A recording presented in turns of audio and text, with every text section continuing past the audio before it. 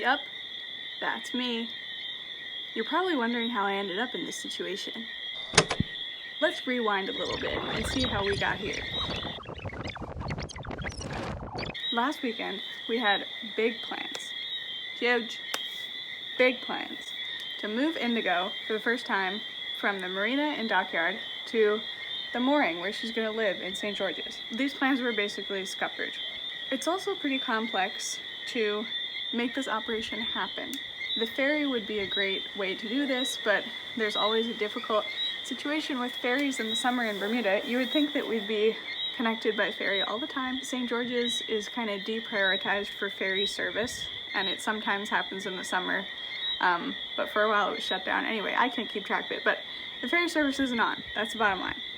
So here's our operation. Get on the bike, go to town, take the ferry to Dockyard, get Indigo, get out of there, go to St. George's, pick up the dinghy, go to the mooring, return the dinghy, go to town on the bike, and pick up the first bike, wait for all this to blow over. This was going to be a flawless plan, but at the last minute, we decided to simply take the whaler, take the dinghy, to Dockyard directly. This would eliminate the whole bikes and ferries situation. It's going to be way smoother. We wouldn't even have to pick up the dinghy. We just take the dinghy directly, bring Indigo back, towing the dinghy, and then we have a dinghy to leave the mooring where we leave Indigo. We left St. George's Harbor. So many boats in St. George's Harbor right now, by the way. I think there was a race going on. They actually all just left recently, but at this point, harbor was full of boats. You could barely even move around in there.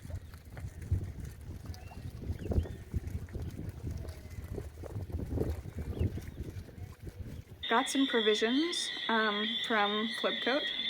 We were all locked and loaded. We took the dinghy to the gas station and filled it up. Important, don't make this rookie mistake of running out of gas. And a wise man told me that you should always have extra gas. You should have an extra canister in your dinghy because you don't want to make the rookie mistake. And this is my friend Sammy's whaler, by the way, so props to Sammy for having an amazing whaler. We wouldn't have been able to do it without the whaler. We also got some ice at Dowling's at the gas station. Interesting. They sell ice by the scoop there, which is unique. And the ice is like slushy ice. It's like snow cone ice. It's not cubes. And at first I was like, wow, this is so fancy. My honey was like, no, it has more surface area. It just means it's gonna turn into water faster. Anyway, filled up the cooler with ice as well. Now we're ready. We're good. We're going under the bridge. We're going past Biles, going out past Coney Island. And then we begin to feel the full effects of the windy weather that day. I really thought that it was not going to be that windy. I felt like the forecast was not supposed to be that windy. I think that Mahoney felt the same.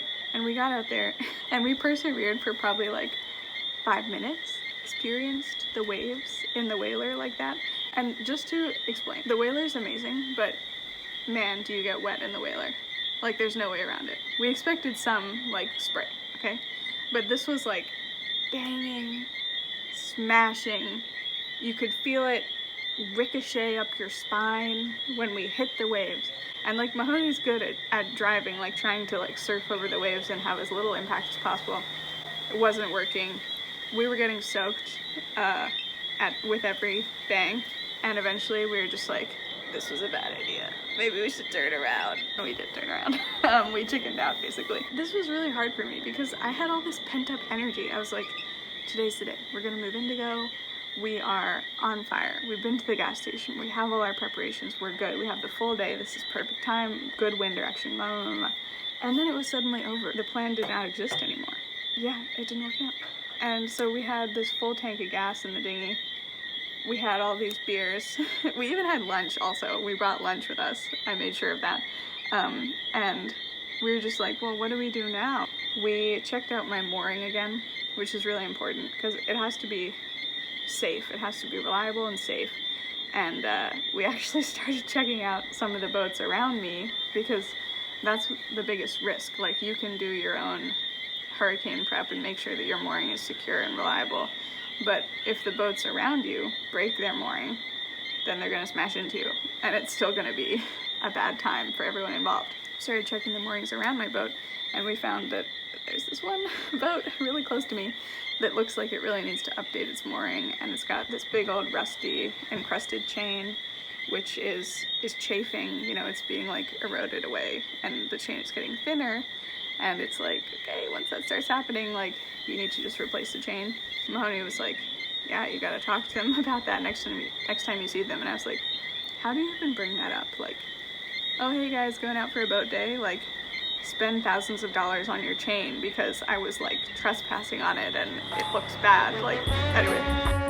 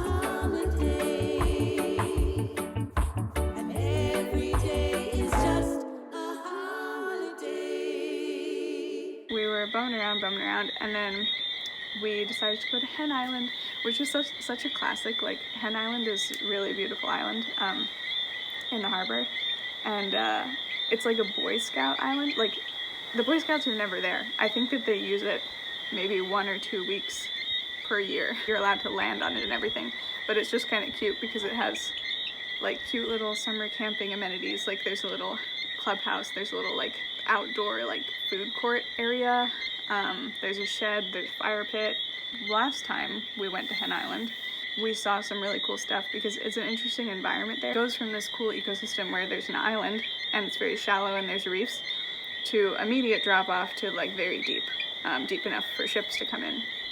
And I think there's a lot of animals that like that. So last time we were there, we actually saw some baby black groupers, which is very rare. Like, that's the only time I've seen a black grouper alive in Bermuda. They're heavily targeted by fishermen and like one of the really important predatory species in Bermuda. Their numbers have just declined a lot from historical levels, so it was really cool to see that, and particularly baby groupers. We basically just spent a wonderful afternoon on Hen Island and had some lunch and just hung around and sussed everything out, and actually later in the week we returned to Hen Island to just me and Mahoney for date night, fire, camping, dinner, and we thought swim, but we were too cold to swim.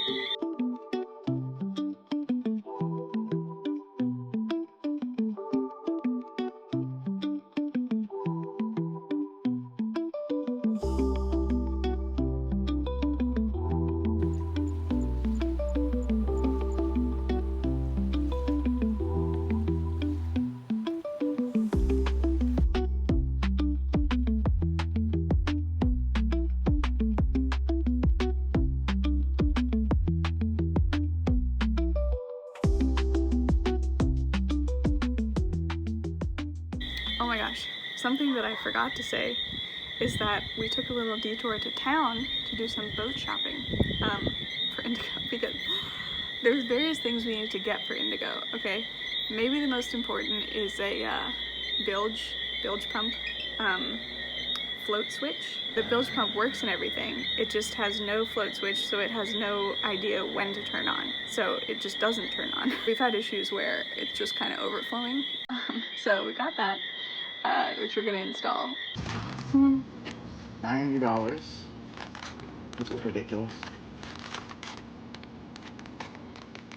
Where's the 105? Okay, let's go to Field.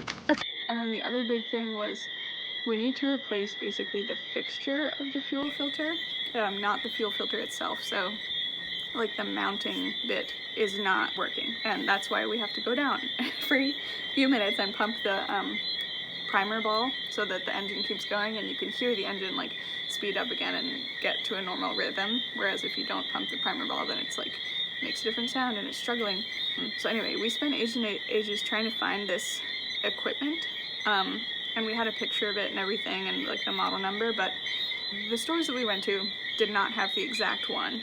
And then we started thinking, like, can we just put in like a similar one? Like, is it gonna be fine? I just didn't really trust it. Like, we hadn't taken measurements. We had asked someone else to take a photo for us, and to be honest, I didn't really realize, like, I thought we were just changing the filter. I didn't realize we need to change like the filter holder, basically, the fixture.